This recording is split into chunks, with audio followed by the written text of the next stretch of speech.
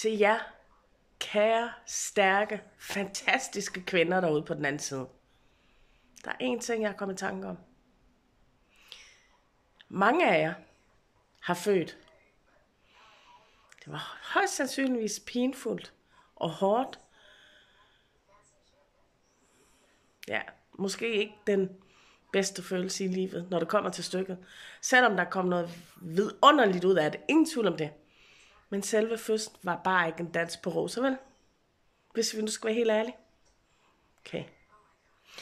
Men så fortæl mig en gang. Når en kvinde i dag så får en smule modstand, så ser hun på det som hårdt og svært. Men du har formået at føde et barn på sikkert over 3 kilo. Og komme igennem det. Og være stærk. Faktisk stærkere.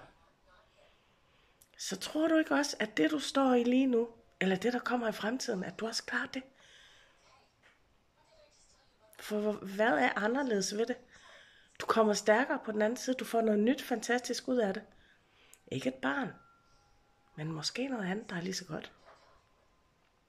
Så kvinder, vær søde og husk på, at I faktisk har en kraft inde i jer, der siger spar 4. Så hvorfor ikke bare bruge den i alle livets situationer, og ikke kun når I føder? For I kan faktisk godt.